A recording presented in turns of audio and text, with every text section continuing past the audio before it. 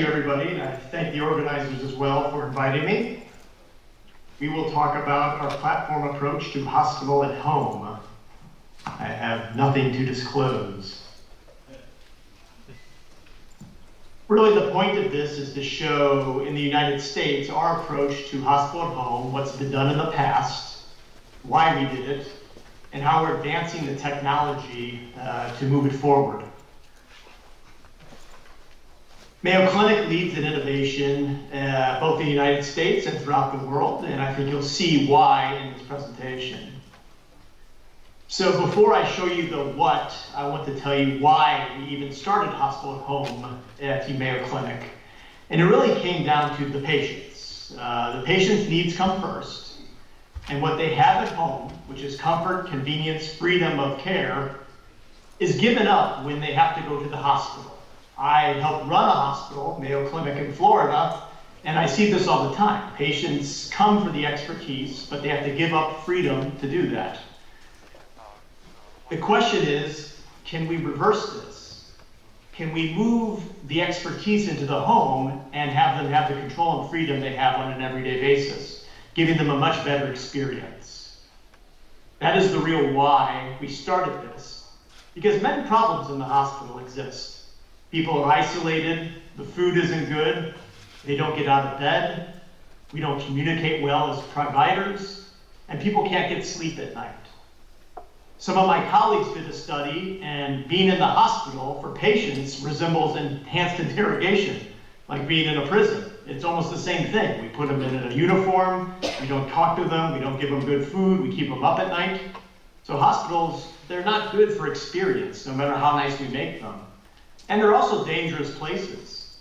A lot of people get confused in the hospital, and that leads to injuries. People get weak in the hospital because they do not get out of bed, and they need rehabilitation because of that weakness. Infections in the United States affect almost 2 million patients a year in the hospital, and over 100,000 people die a year because of hospital errors. We don't have a lot of capacity with the beds we do have, and the cost of healthcare in the United States makes up almost 2/3 of bankruptcy when people lose everything in the United States because they're trying to pay medical bills. Hospital at home has existed in the United States for 25 years. If it was a medication, it would be the best studied medication in the US because there's been many studies on how good it is for patients. Good mortality, reduced readmissions, better for all the problems I've already mentioned. And it costs less. When you're running this at scale, we've found in randomized controlled trials that it costs less to take care of people in the home as opposed to hospitals. And that's because in the United States, at least, almost 50% of hospital costs go to the building, power, water, sanitation, waste disposal, depreciation, and administrative costs. Now, when you build hospital at home in the virtual hybrid model, which I'll speak of, you focus on care and care delivery. And when you compare costs, there is a potential savings there that drives down the cost of healthcare. And besides the better cost of healthcare, there's all the outcomes associated with it. Better care for patients, reduced readmissions, reduced use of emergency departments, better recovery, reduced use of rehab, and opening up beds for people that need it. It also helps in the environment and with health equity. People that can't get care, especially isolated in extreme rural or extreme urban areas, people that have mental health issues, or the elderly, people that can't afford care, they need a way of getting health care. Hospital at home is that way. There's also cost of building buildings and the carbon footprint that comes with that. The utilities used to run a hospital and the environmental services used to clean a room after room after room. All these things have an impact on the environment and can be reduced with hospital at home. And then finally, as we saw with the COVID-19 pandemic, we need surge capacity, we need flexibility, and it takes a while to build a building. So now we think, if all these good things exist, why does hospital at home not exist everywhere right now? Because it's really hard to do. It's difficult to get patients, it's difficult to get providers, it's difficult to set up, it's expensive at the beginning, and usually you can only cover a small geographic area with what to do. So we had to go from a doctor doing house calls to a new model, which is the virtual hybrid model. And I'll show you that model now that we use at Mayo Clinic. And that takes the highest cost resources, the physicians and the bedside nurses, and makes those virtual. It uses technology to connect to patients. And then we don't do everything ourselves. We partner with many different vendors, and that's the platform model. We use not just Mayo Clinic resources, but many other resources in the community to deliver that care to our patients. First is home technology. We have to get biometric data on patients. So we put home technology into the home and collect data on patients. These include vital signs, blood pressure, pulse oximetry, and then connection, Wi-Fi, cellular connections, backup batteries, and backup phones. We always have connections to our patients. Next, we need software to connect to it, and we need software to drive the system. It's very difficult to do things on many patients with home hospital if you don't have the proper software. Just think if a patient had low blood pressure and you wanted to give them a bag of IV fluid. You put an order in the hospital in your health record and it just happens.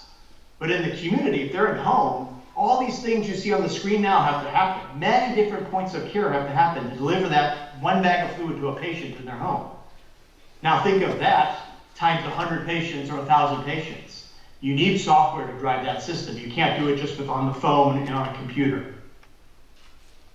Third, you need a command center. You need some place to house your medical knowledge. We have a command center in Jacksonville, Florida that runs all of hospital at home throughout Mayo Enterprise. It has physicians, nurses, pharmacy, case management. Everything you'd see in the hospital is just the patients are at home. This is what it looks like, just a picture. Everybody's there, just not the patients.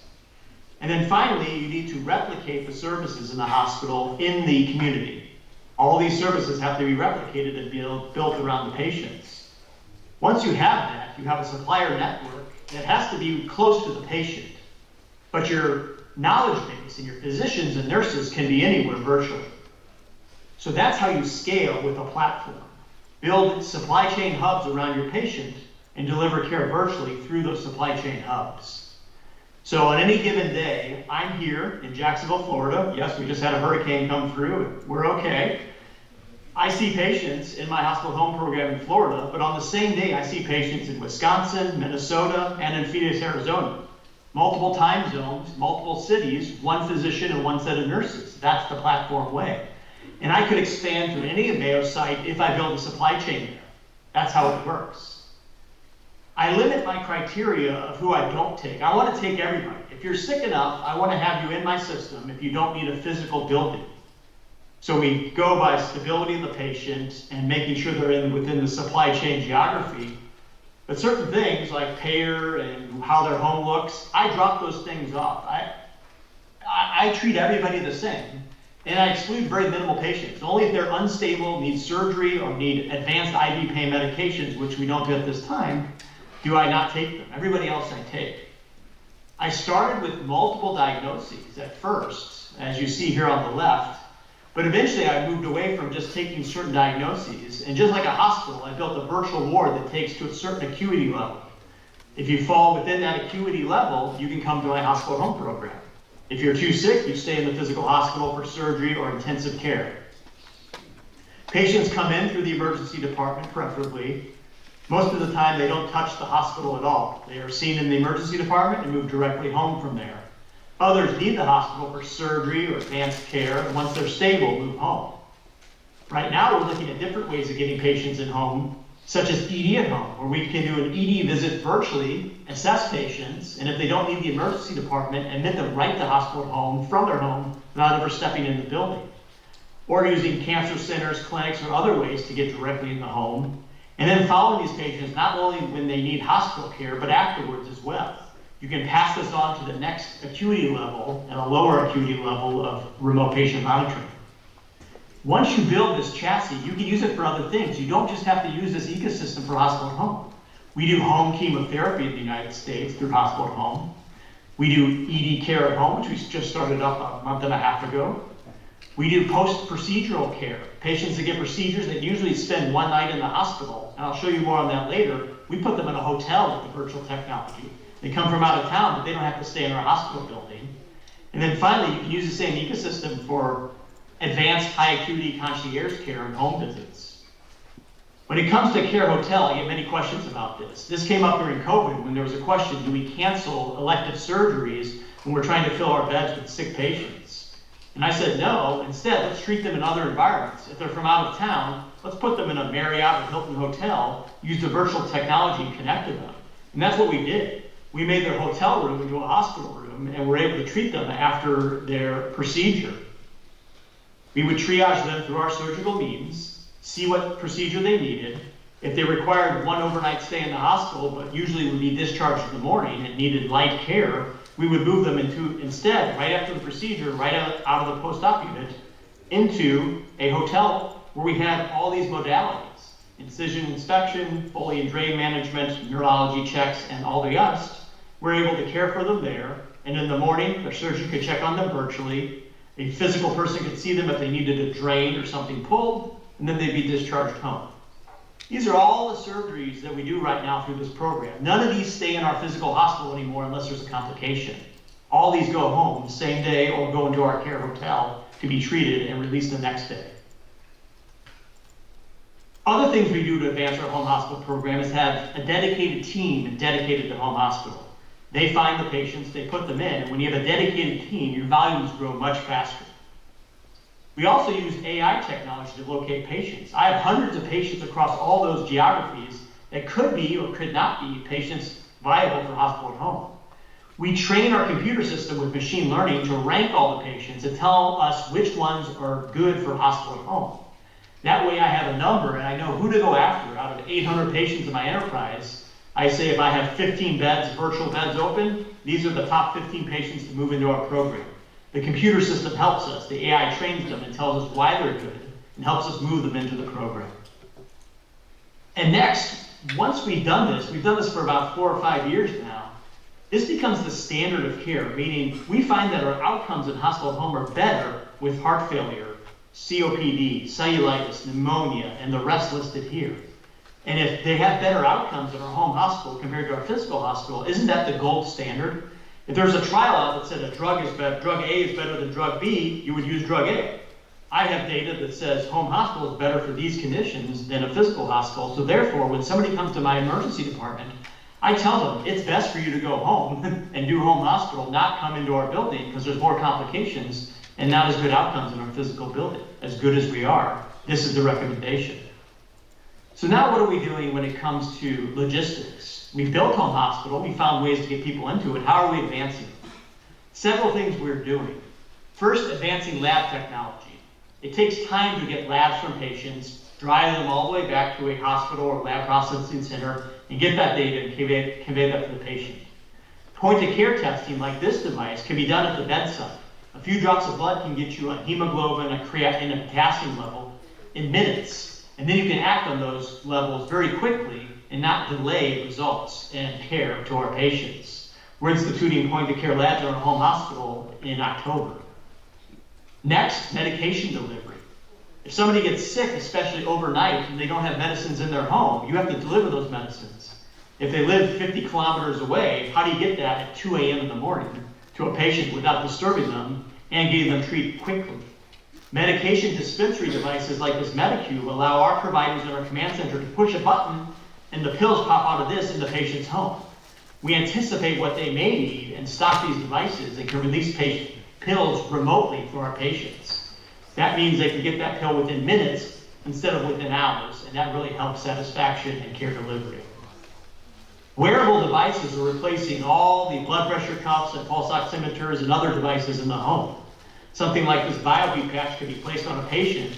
Instead of sending a provider to the home to gather blood pressure and run vitals, I can just tell the patient, hold still for a second, push a button in my command center, and get everything, including blood pressure, from a patch. And it is active.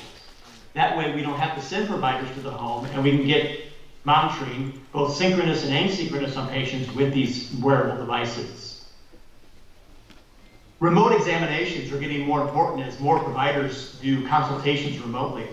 And if they do those, they need the best devices. Enhanced stethoscopes, enhanced Wi-Fi devices, enhanced ultrasound devices. All these are being used to give information to our providers both synchronous in real time and also to be recorded and played later. So if somebody needs a consultation, they don't have to repeat an exam. They can hear what exactly the provider in the home heard when they use these devices. Barcodes, GPS, and RTLS have to be used to make the system better. The delivery system is getting optimized. Just like FedEx, UPS, Amazon, and Uber use technology to drive their systems forward, we have to build the same technology in hospital home to make efficient ways to drive our system, because we don't have an infinite amount of healthcare providers in the system. We have only a few that can do this, so we have to use them optimally and at top license. Drone technology is coming up, and it's going to help us deliver devices. If a nurse is, again, a half hour away and needs a different catheter, a different type of IV tubing, we could wait 30, 45 minutes for a person to deliver that, or we can send a drone with the right devices to that nurse in minutes. Once we deliver medical equipment, we can work on delivering other things, such as blood products, medications, delivering labs and taking them back, chemotherapy drugs, and things that are time sensitive. All these things can be used through drone technology. I believe this will really take off in the future. Finally, what else can we do to monitor our patients to create that safety hub that they feel like they're in a physical hospital? The providers are happy that they're safe, but they can be at home. And that's something I call the digital hub.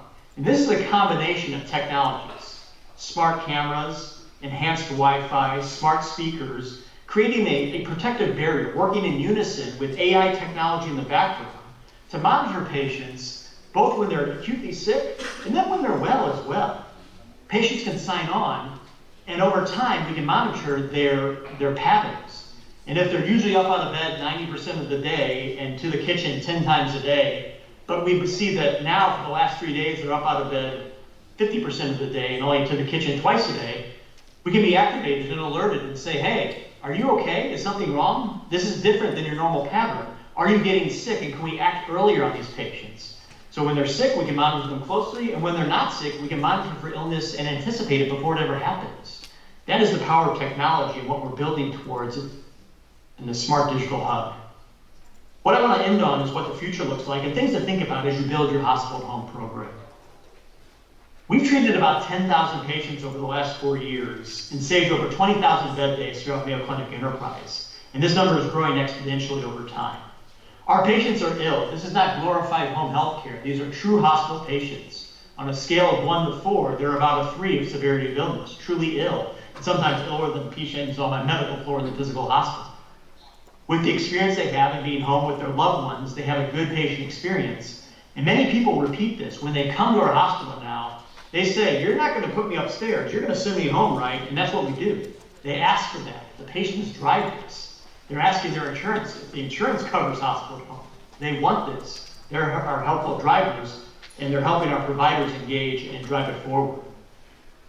As you grow your volumes, you have to figure out your pressure points. As you grow, you're going to have to add more people, more nurses, more paramedics, couriers, and physicians. But you can't grow your census 5 patients, 6 patients, 7 patients. As you add these resources, you have to jump up with staffing. That's something we didn't do right at the beginning, and we found out we were stretching resources and using too little for too many patients, or we're wasting resources. We get a new ambulance truck and a new nurse on our schedule, and we'd only see 7 patients instead of 12 because we thought we needed to see less.